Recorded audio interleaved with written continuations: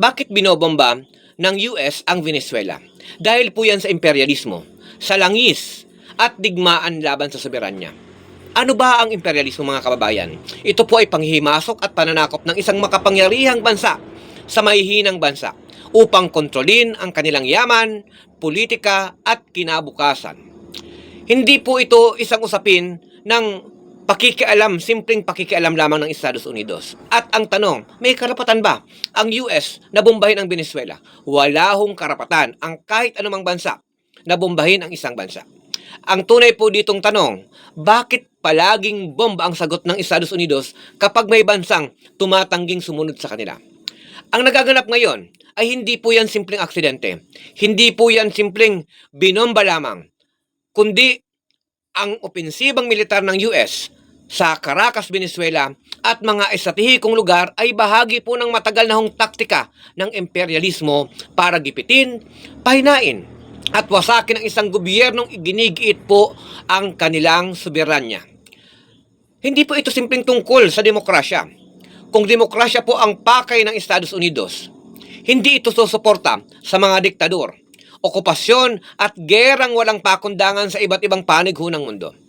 Target po ang Venezuela hindi dahil sa kulang ang demokrasya, kundi dahil tinatanggihan nitong ipaubaya ang ekonomiya at politika sa dikta ng Estados Unidos. Iginigiit po ng Venezuela na ang kanilang langis, ang pinakamalaki po sa buong mundong reserba, ay para po sa kanilang mga mamamayan, hindi para sa dayuhang korporasyon.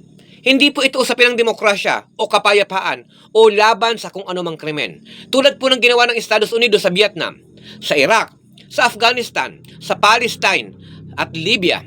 Ang Venezuela po ay target dahil tumatanggi po itong lumuhod at sumunod. Dahil iginigiit nito ang pambansang kontrol sa langis at ang karapatan ng mga mamamayan na magtakda ng sarili po nilang politika. Mga kababayan, bigo po ang sanction ng US sa Venezuela, kaya binomba po ito ng sunod-sunod. Sa loob po ng napakaraming taon, ekonomikong digmaan ang isinasagawa ng US laban po sa Venezuela. Ito po ay sanction, food blockade, at sistematikong pagsakal sa kabuhayan ng kanilang mamamayan. Layunin itong gutumin ang bayan para pabagsakin ang gobyerno. Nang hindi po ito umubra, binuksan ang pintuan sa tuwirang ataking militar, kaya binobomba ng binobomba. Kaya ganito po ang halimbawa kung paano gumagana ang imperialismo. Wasakin ang ekonomiya para maghirap yung mga tao, sirain ang kredibilidad ng gobyerno at i-justify na ang karahasan ay isang usapin ng seguridad. Target strike o invasion ba ang nangyari? Ito po ay parehong krimeng ginawa ng US. Walang saysay po ang salitang targeted. Ang pambobomba sa isang soberanyang bansa ay isang akto ng digmaan. Wala po yung basbas ng UN. Walang legal na batayan at lalong-lalo na walang moral na katwiran. Kahit pasabihin na ito po ay precision bombs, ang dulot nito ay takot, kamatayan, blackout, pagkasira ng komunikasyon, trauma sa mga sibilyan. Bakit nga ba talaga kailangang bombahin ang Venezuela? Dahil yan sa langis, sa kapangyarihan at kontrol. Ang tunay po na kasalanan ng Venezuela ay ginigiit po nito ang kanilang likas na yaman na pag-aari po ng mga mamamayan ng Venezuela. Hindi ito matanggap ng imperialismong Estados Unidos, lalo na sa Latin America na matagal nitong tinatratong bakuran. Ang pambobomba ay bahagi ng mas malawak na estratehiya para ibalik ang kontrol habang humihina ang hegemonya ng US sa buong daigdig.